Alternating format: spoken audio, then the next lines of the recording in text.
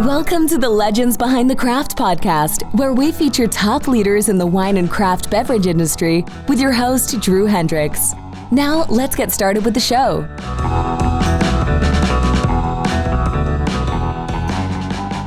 Drew Thomas Hendricks here. I'm the host of the Legends Behind the Craft podcast, where I talk with leaders in the wine and craft beverage industry. Today's episode, it's sponsored by Barrels Ahead. Barrels Ahead, we work with you to implement a one-of-a-kind marketing strategy, one that highlights your authenticity, tells your story, and connects you with your ideal customers. In short, we help wineries and craft beverage producers unlock their story to unleash their revenue. Go to barrelsahead.com today to learn more. Today, Bianca Harmon is joining us again. She's our direct-to-consumer marketing specialist. How's it going, Bianca? Going really good, Drew. Excited to be back. Haven't been on for a couple episodes and talk with James today. Yeah. Well, today we have James Phillips. James is the winemaker at Madrigal Family Winery in Napa. Welcome to the show, James. Thanks for letting me be here, Drew and Bianca. Nice to talk to you. So, James, looking at your bio, it looks like you got your start in filmmaking. How did you make the jump from filmmaking to winery? Yeah, that's I don't really know if there was a moment that really made that change, because I had always been involved or been around wine growing up, and so being in film school, I actually just got a side job part-time working at a winery, and kind of just fell in love. It was a small enough winery where I got to really do all aspects in terms of what needed to be done around working in the vineyard, working in the winery, working in the tasting room. So it really gave me a nice overview of what the industry really is and how we make wine, all the way from start A to to kind of the bottle sales and interacting with everybody. So it felt really good. And so you said you grew up in the wine industry or wine area? I didn't grow up in the industry itself, but I had been just around wine, making hobby wine with my father from a young age, drinking wine from a young age as well. Where was that? That was in the Hudson Valley. Hudson Valley, okay. So in the eastern part of New York. Okay. And that's kind of, I guess, what led you to the Finger Lakes. I didn't. I went all the way to Western New York originally, but then I did. I got started in wine along Lake Erie, but then I did eventually get into the Finger Lakes and go back to school for winemaking there. What was it about wine? Just you grew up in it, but what about wine? Why wine? I think wine is so universal. It's just this community. It is, it'll enhance your day. It's part of the meal. It's part of celebrating. It's part of just being around everybody, friends and family. And it's also so culturally, I think that it's a big draw. But it's also, really just interesting how it's made with all of the science and the art that you can also bring into it. It's really a full package. So it's a lot of fun to work with and to be involved in an industry also where people are just as passionate as you are about what you're doing. Oh yeah. The creation aspect of wine is something that's always fascinating. I love to talk to winemakers about that because you're given that set of raw materials, but each year those raw materials change based on the weather, based on the different, the composition of the grapes. How do you, I see a parallel too with that in filmmaking, in that you've got different lighting. Do you see any parallels between those, and how do you deal with the different ever-changing but yet a still static medium? Yeah, huge parallels. And I think that's what made it for me feel like such a natural transition, because with filmmaking and with winemaking, you're working with, like you said, this raw medium, and the way that you present it or work with it can really change the outcome and what you're really showing people. So in that aspect, it really is so similar. And that's kind of also what's really fun about it. You're bringing in, different experiences and your own viewpoint, and trying to show your message. Yeah, how do you? I'm thinking. I'm immediately picturing a soundtrack, and you have the same video playing, but two different soundtracks, and it looks like two different movies. Absolutely, yeah, and it, of That could course, be oak. they That look could be great. oak. That could be anything that you do to like enhance the wine. So I'm just gonna beat this movie reference to the death here. So, as a winemaker, how would you paint yourself as a winemaker in movie terms? Are you blockbusters? Are you? Oh, that's a good question. I don't know. I've never thought about that. What about indie filmmaker? Okay. Just trying to really, because I think the way that I think about movies and the way that I think about when I'm working with wine is, I know it's beating a dead horse saying this because everybody does, but we're really trying to just show the vineyard and really and show the unique characteristics of where we are. And so just trying to put that at the forefront of what we're doing here, when we're working with the grapes and we're working with the wine. I think that would definitely draw some parallels to some indie filmmakers and how they also approach trying to create something as well. So are you still into the movie side of things as much as you were, or is it just strictly wine now? No, I'm definitely a movie buff. I really enjoy watching movies. And I haven't done anything, I haven't made anything lately, but yeah, definitely still love movies. Let's see that on the I like the and you're just expressing the vineyard, you're in your winemaking style. There's been a theme over the last few episodes of the show where I believe it was Jennifer Frayburn at Lassiter called the winery a travel company. And it really dawned on me that it's not just bringing people to the vineyards, but when you're producing the wine, you're taking them to the vineyards when they open the bottle, and you're suddenly transporting them to another place through what you're doing. Yeah, and I think that especially when guests come out to the property and do a tasting, it's absolutely, we're trying to show them the vineyard, but we also want to share our story of, how did the winery start, where have we come since then, and what changes have been made. So we really try and create a much bigger experience than just if you're enjoying the wine or if you're not. And I think that, again, is kind of the beauty in wine, is that it can become a thing more than just what's in the glass, but a lot bigger than that. We can talk about, the history of it, and the land and all of that really comes into play when we can talk about what we're doing. Yeah, and you've been all around the world making wine. So as far as the different start from Finger Lakes, spent some time in New Zealand.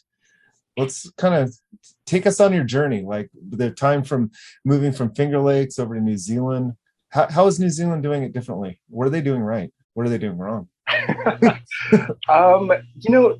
don't know if there's a right or a wrong, but it's just different. And I think, like you mentioned, I've worked in the Finger Lakes. I spent a number of years in Virginia, New Zealand, and now I'm here in Napa. And what's really interesting and fun about being able to work in different places is that all of these little details and these little changes that you see. I mean, we're all making wine. We're all fermenting grapes. And that is, that is the kind of baseline of what we're doing. But it's all the little things. The chemistry is different. The way that we grow the grapes is different.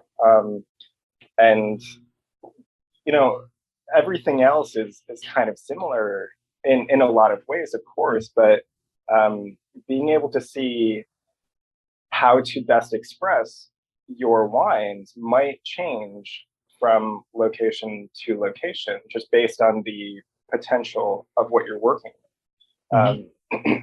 And so it's just a lot about a lot of adaptability, moving from place to place and seeing there's a lot of challenges that are specific to where you're working as well. I mean, Finger Lakes has a lot of frost potential, and we have to really work in the vineyard about protecting the grapes as much as possible.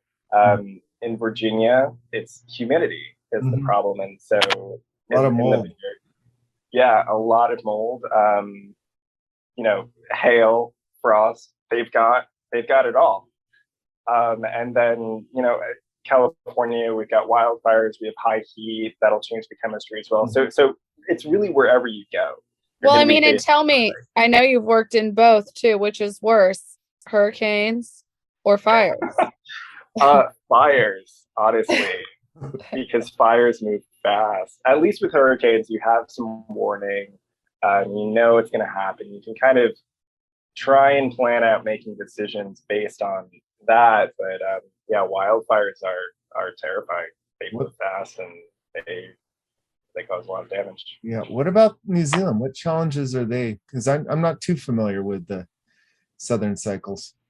So humidity can be a factor as well. It's not as much of a you know, something to worry about. They do have a little bit of frost potential as well. I saw the very tail end of the actual growing season because I was really just there to harvest and you know, begin the winemaking process. So I can't really speak to all of their challenges, but I know that humidity and frost still can be a challenge there as well.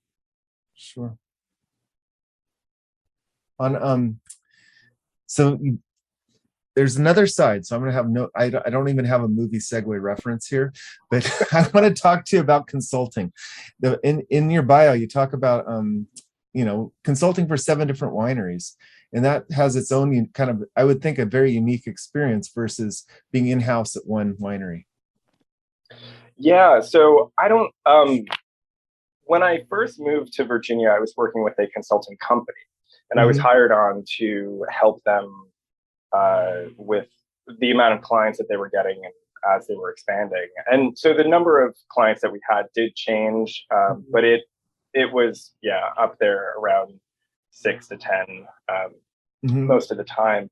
So so I worked with them for a number of years, and I worked kind of my way up, and eventually I bought the company and ran it myself for a short time. And so working with a lot of clients like that, it of course brings its own challenges as well, because you know, you're working with a lot of different vineyards that have their own unique characteristics. The winemaking equipment is all different, different cellars, different crews.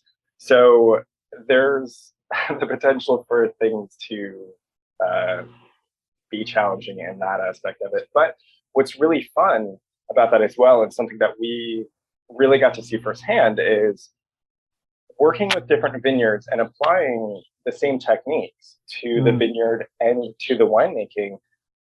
We really get to see this pure expression of the vineyard and the different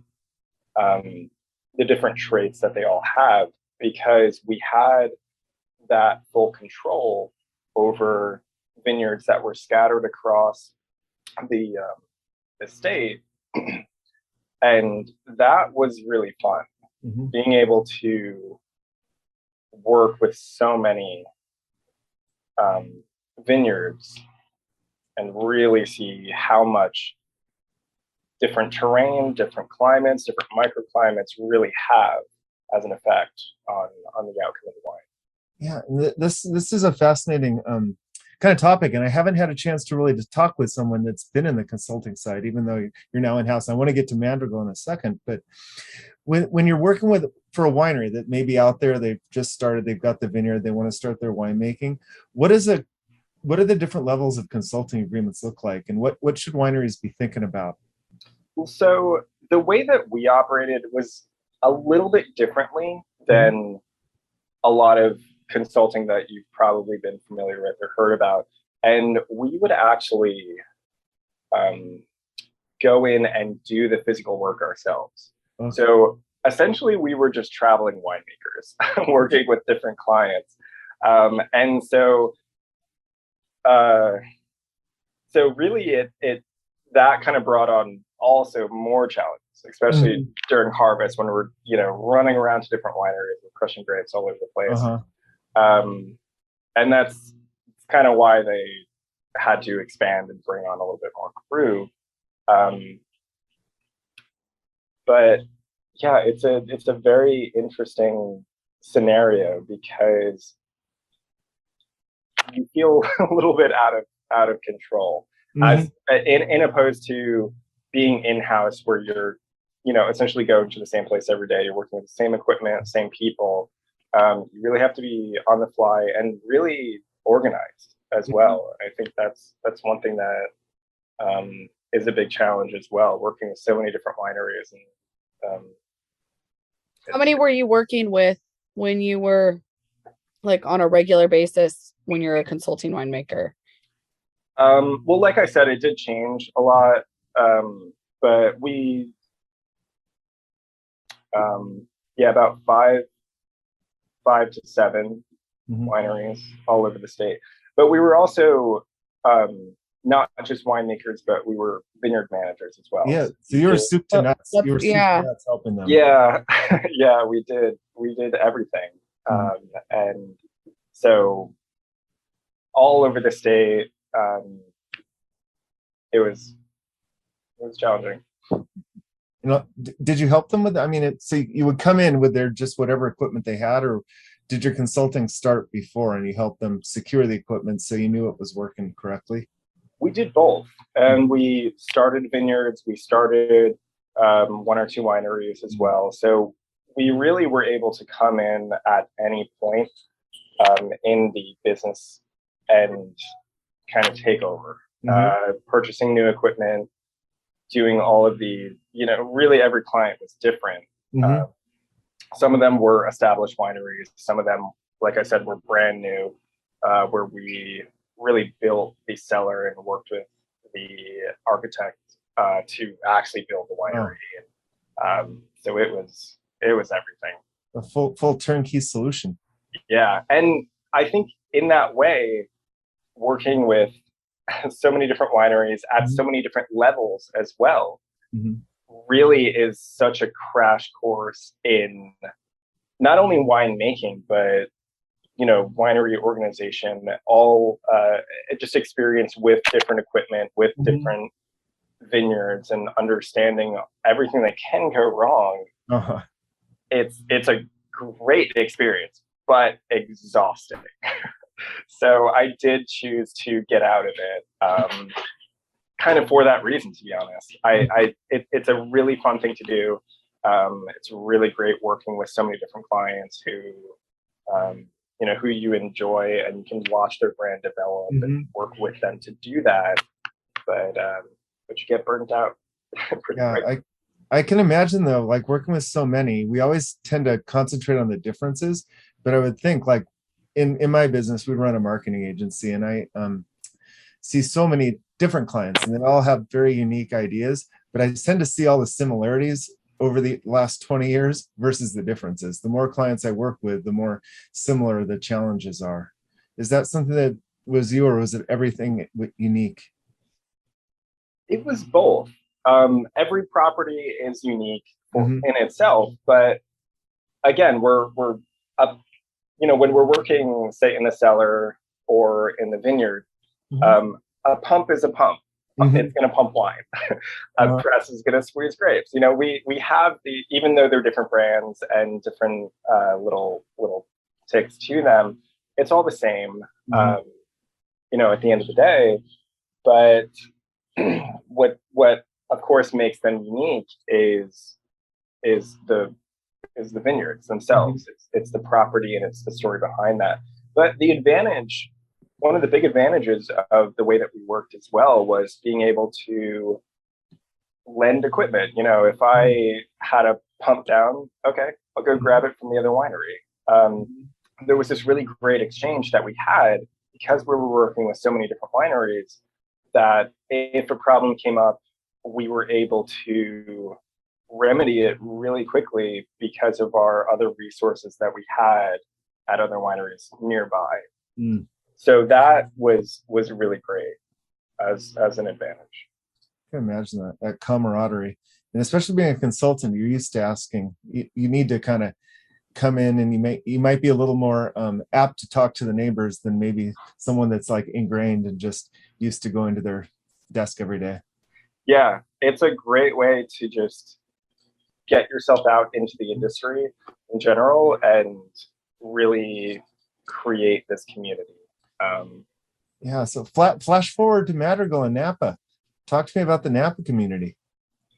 Napa, well, so I came at a very bad time. I came in the middle of COVID. So, you know, everything shut down. I wasn't really able to get out because people weren't going out. And so the people that I've met in Napa,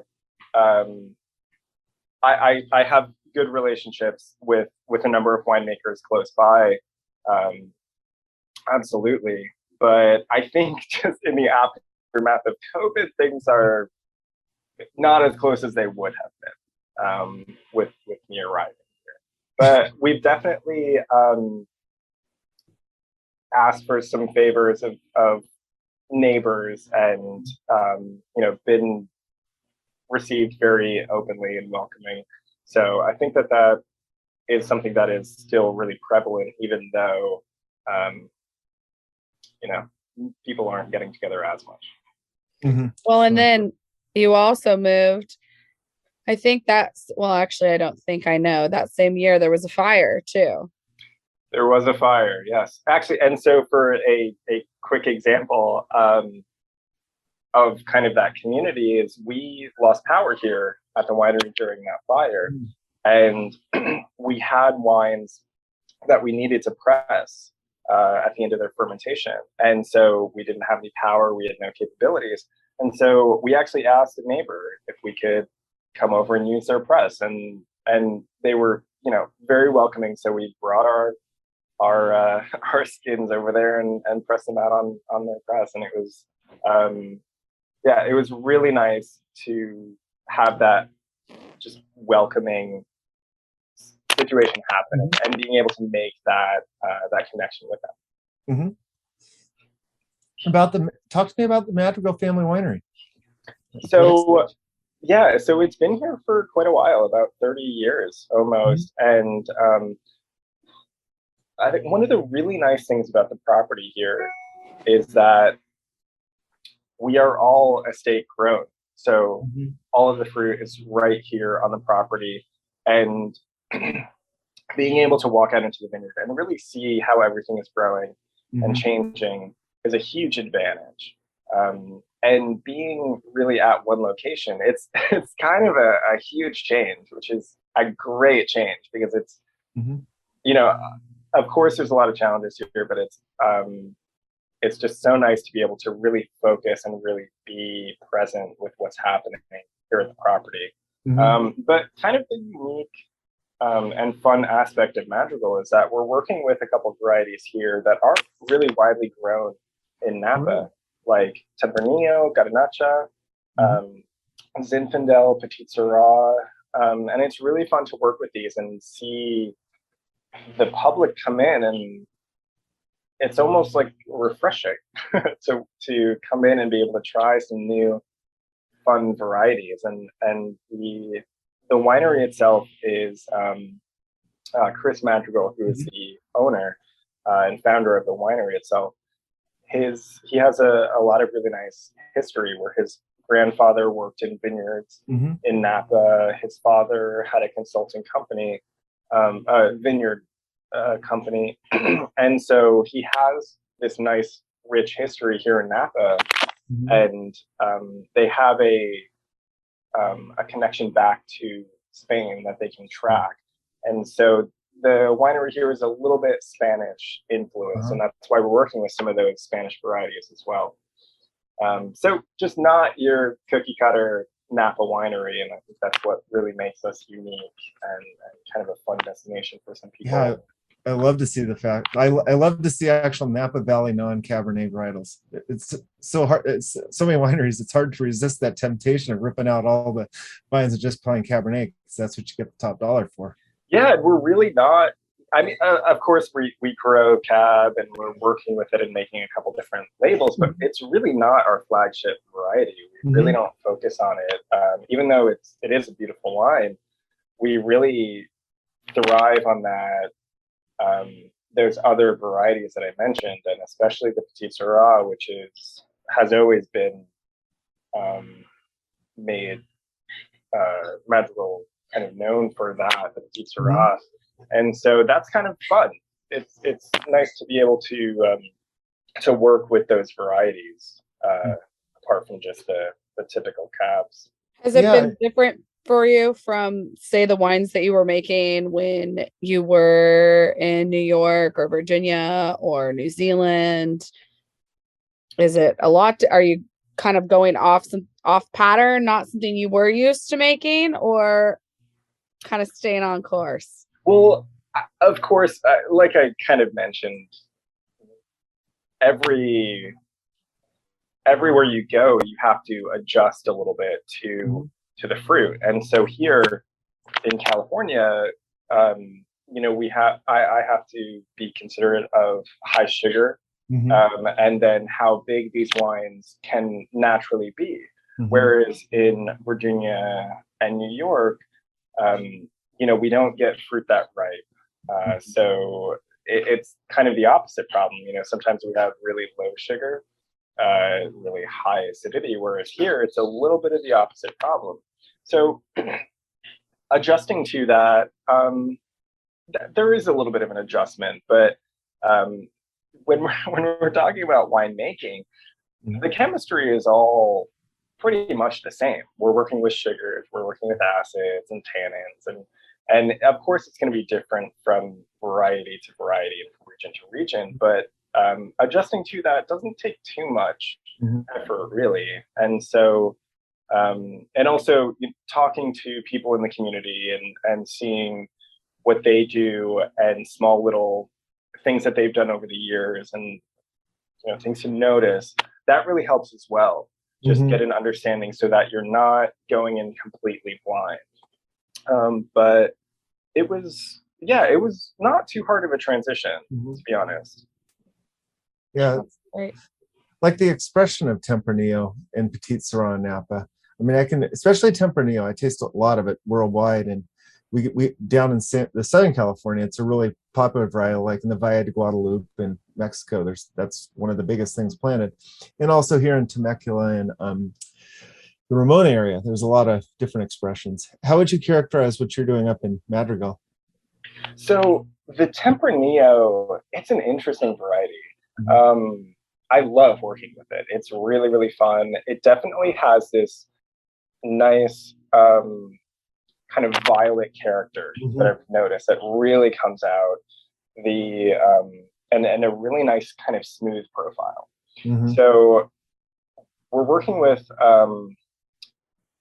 two different blocks of Tempranillo. One of them is about 20 years old. The other is only about 10 years old. And so the difference of those as well, where we have this one lot of it that's just really rich and expressive, and the other is a little bit lighter, more fruity in character. We can kind of play with that a little bit. And over the past 2 years as well, and working with the vintages that I came in on that were not bottled yet, we've been able to play around with barrels and try and understand the best way to express the Tempranillo. And it's a beautiful, beautiful wine here. Yeah. Coming in with like a winery with such a long history as Madrigal and a house style, how do you come in as a new winemaker? Is it like, I mean, it's like a new chef in a restaurant, something that's a whole new menu, or you're trying to keep up the legacy? It's both, really, because I think when I, kind of philosophically, when I think about winemaking,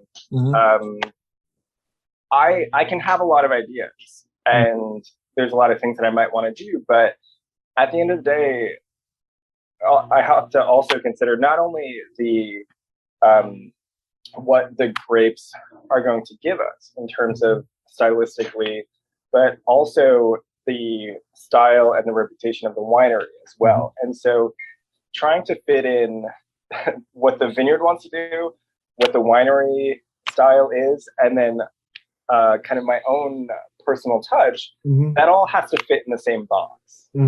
And so coming in, really the first thing is just trying to understand the brand. And seeing the style and how far really that they want to go with it. And then, tasting back vintages, tasting what's in the barrel, trying to understand just the general gist of what we're doing here before even thinking about what I want to do. And that really is the first, I think, vintage that you work with at a new winery, is keeping things a little bit just general, really seeing what the fruit wants to do, where we can go, little experiments here and there with different fermentations, just to try and understand what we're doing. And then from there, the real fun begins. Because then you can really see what you're working with, and see maybe how, I don't want to say how far you can push the grapes, but really the direction that they want to go. And just trying to understand that and push them in that direction the best that you can. It's and that's really the fun thing. That's excellent advice. Like the nuances is where you're going to excel in. You got to get the general mold already there. Because I guess there's two ways. The winery could hire you to come in guns a-blazing and just fix the ship. But if the ship's already running correctly, you do have to kind of sit there and figure it out. So is it it's learning the vision from the family. It's tasting through a bunch of bottles. It's kind of seeing what's going on before you just make rapid changes. Absolutely. Yeah. And also, going back in records and in the, in the office here, and seeing what the previous winemakers have done, and just trying to understand the gist of, what we're doing and the direction that we might want to go. Yeah, that's fascinating. What does your team look like? It's just me and Cellar Master. Oh wow! And then we'll hire somebody on for harvest, but we're not producing too much wine. Only about 6,000 cases. Sure. So you're carrying on this legacy. I do. That's awesome. So talking about this year, how are we shaping up? The crop looks great. We had a little bit of a lighter crop last year, but it looks like we're rebounding a little bit from that. The fruit looks great. The only thing is, hopefully we don't get too many days of high temperature, so that as we're getting closer to harvest, everything hopefully is on track. But other than that, the vineyard looks beautiful. I guess it's been hot. It has been hot, yeah. As hopefully that doesn't continue to be a trend. Yeah, it's weird with the geography, because like the Northwest is extremely cold. They're like 2 months behind right now in their in Washington and Oregon. Yeah, they do have crops. So I guess in Napa, you're just about entering the finger crossing part of the season where. Yeah, I'm starting to get my anxiety is starting to get up there. It's definitely that time of year. I mean, and does it affect you when they are shutting the power off in Calistoga? I presume you guys have generators, but I mean, because it's been so hot lately up here, I personally haven't in St. Helena, but Calistoga loses power every single time that it's above a certain temperature, which has been a lot lately. Yes, we do lose power. Unfortunately, we do not have a generator, but I'm attempting to get one for this year's harvest. Because yes, when the temperatures get too high, when the wind picks up, the energy company, they'll happily just shut the power off. And of course the equipment that we're working with, a normal home generator is not going to cut it. So that can definitely come with some challenges. And that was one of the problems that we had with the 2020 harvest, when the fires were so close and we lost power for such a long time. We couldn't use any of our equipment. So when it came to pump overs and taking care of our fermentations, the only thing that we really could use was to go old school and use gravity to try and just take care of those wines. Yeah, luckily you're not at wine making harvest time yet, but I can't tell you the last time they started shutting power off in May and June. So yeah, last week we lost power for almost a whole day. And the week before that, actually. Well, gosh. Yeah, hopefully, generators, that's nice capital expenditure I would probably advocate. They are. But let's talking about just more going forward. So you've been in the industry for a while. What excites you most for the next 5-10 years that you see coming up on the horizon? What I think is really interesting that I love seeing is that people are really experimenting with wine and with certain styles and new styles. And there's a lot of misses, but I think that's fun because we can really see not only what we want to drink and kind of in that direction, but the experimentation that people are doing is really exciting and kind of reinvigorating, I think, because I think a lot of the younger generation and people kind of coming into wine, their palates are different a little bit. And so even talking with other winemakers and people in the industry as well, a lot of people are dialing back things like their percentage of new oak with wines and being more aware of alcohol percentages. And so I think that there's this really great movement in wine where people are kind of pushing the boundaries of what has been the standard for so long. And so that's exciting to really see people do a lot of that. And there's a number of wineries just around here and also in Sonoma County that are kind of pioneering, no apologies. This is what we're doing. This is what we're going to try. Just come in and have fun and enjoy what we're doing. So what are you planning on pushing the boundaries with? Well, like I said, it's all about understanding the brand you're working for. And so there's some fun things that we can do here, but we're not going to push anything too far here. Yeah. But yeah, not yet. I might be able to convince them. gotta get a couple years under your belt there. Go past the nuances. But yeah, just across the board though, I couldn't agree more with pushing what is considered normal for wine. Because I'm in my 50s now, and when I started in '93 with the wine industry, everything was about the area. Everything was about the wine that should be from this area. Did it taste like this area? If it didn't, it wasn't good. And I'm stoked talking to people in Virginia, all across the East, and Texas, up in Minnesota, and some of the stuff they're doing with wine, even here in California, with a lot of the canned and the sparkling wines and the co-fermented with fruit, is really super exciting. And yeah, going along that, it's, for the longest time, when you talk about wine in the States, it was always Napa. That big, bold Cabernet Sauvignons that is kind of what represented American wine for the most part. Mhm. But as this experimentation and as these trends are starting to change a little bit, people are being a lot more aware of these smaller wine regions that are doing things very differently stylistically Mhm. than what they might be used to, but really being able to find those wines enjoyable Mhm. with a different mindset, of course. I mean, you can never compare a Virginia Cabernet Sauvignon to a Napa Cabernet Sauvignon, Yeah. but don't try to do that. Mhm. That's not the point. It's and so really that understanding of quality can mean so many different things. That is what is changing the wine industry, I Mhm. think, across the the country.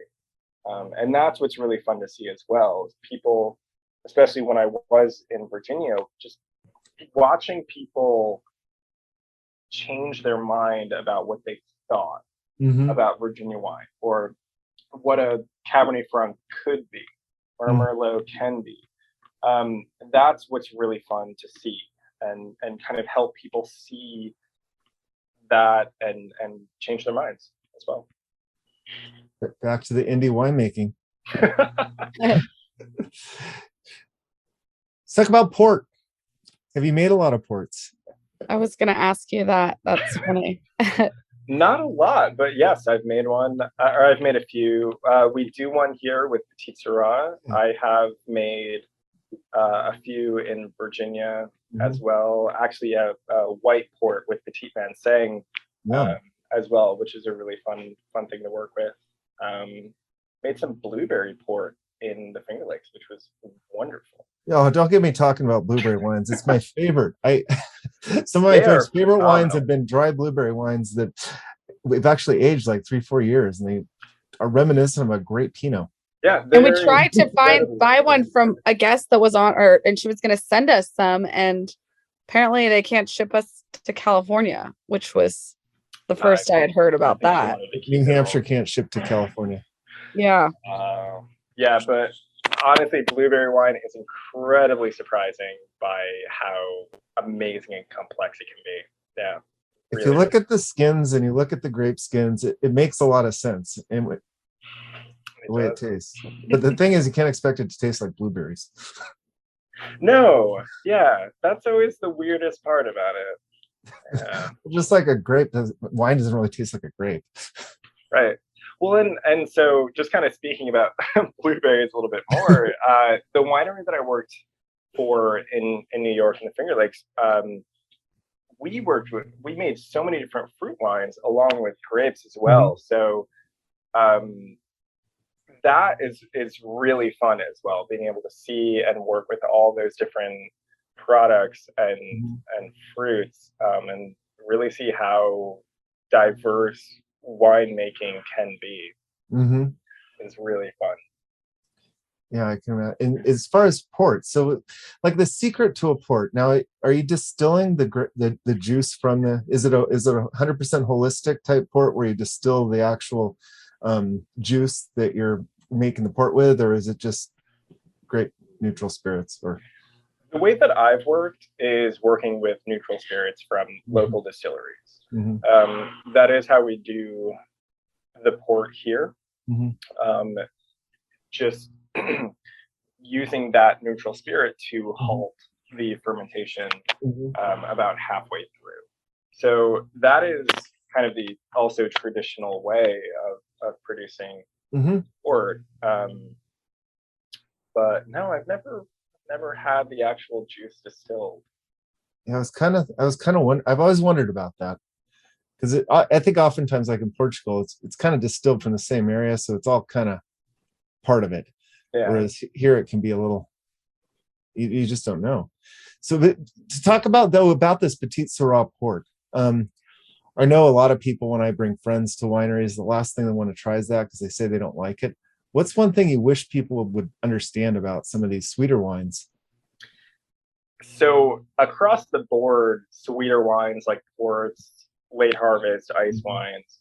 I think it's all about the mentality that you go into it with, Mm-hmm. and understanding the right time to enjoy them, and pairing them with a meal, pairing them with dessert. I think it's there is very much an appropriate time for them, and understanding how to enjoy them. But I think that is the thing that people lack is we will pour a little tasting of the port here, and people will drink it and immediately say, that's too sweet. I don't want this. I don't want to buy this. And it's really not until you explain that, how that will fit into your dinner party or your evening. It's that connection that needs to be made with people. And instead of just assuming this can replace my dinner wine. And it's, if you do that, I don't know if you'll finish the meal, but yeah, I think that's really what it is. It's just helping people to understand the placement for those kinds of wines. That's great advice. Yeah, you're not going to open it at lunch on a 99-degree day. No, not at all. That's oftentimes though, I do find that that's where people have their one taste of it, and they realize that they didn't want sweet wine because because it's 95 degrees out. And so what do you, your own personal drinking preference? What do you like to drink when you're not making wine? That's such a hard question to answer because there's so many fun things to try, and I really enjoy trying different things and things that I have never tried before. So if I'm drinking wine, I really enjoy German and Austrian whites. Oh yeah. Northern Italian reds, French reds, of course, and if not that, then maybe some cider, some hard cider. I'm a big cider fan. Yeah. What's some of your favorites right now? So there is this one. The brand is called Stem, and they make a guava chile cider, and it is the greatest cider I've ever tried. Oh, guava's my favorite. Where are you getting this, James? This is from Calmart in California. At Calmart? Okay, Yeah. I'm gonna have to go to Calmart, I guess. It is, I'm telling you, it is phenomenal. It just has that really beautiful juiciness and flavor of guava, and then it has a really nice kind of spicy kick to it as well. Well, heck. Okay. It's great. That sounds fantastic. I'm ready for and it's great during the summer as well, because that's what I mean. Yeah, so refreshing. Yeah, it's wonderful. Yeah, I'm a big fan of the Tin City ciders out of Paso. Those are good. Yeah, I've had a few of those. Some pretty interesting. I think they did have a guava one a few shipments back that I really liked. So James, as we're kind of wrapping down here, is there anything I haven't asked you that you'd like to talk about? It was fun talking a little bit about like blueberry wine and different varieties, and I think it's always nice to really try and help people enjoy something new for the first time. And I really take a lot of enjoyment in that, and I think we kind of talked a little bit about stigma versus really, being able to show somebody how enjoyable something can be once you enter it with a little bit of a different mindset. So I'm a big believer in that aspect of consuming wine in general. Yeah, that was nice. Get out there and experiment, and just don't worry about the norms. Yeah, just try new things. I think try everything, even if it sounds weird. Give it a shot. So James, where can people find out more about you and Madrigal Family Wines?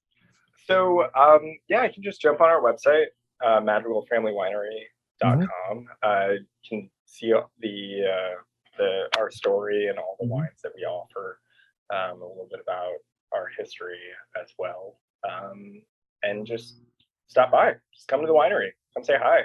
The tasting room is connected right to the physical winery. So I'm walking all around every day. So just come in and say hi. Sounds fantastic. James, thank you so much for joining us today. It's been my pleasure. I really enjoyed this. Thank you.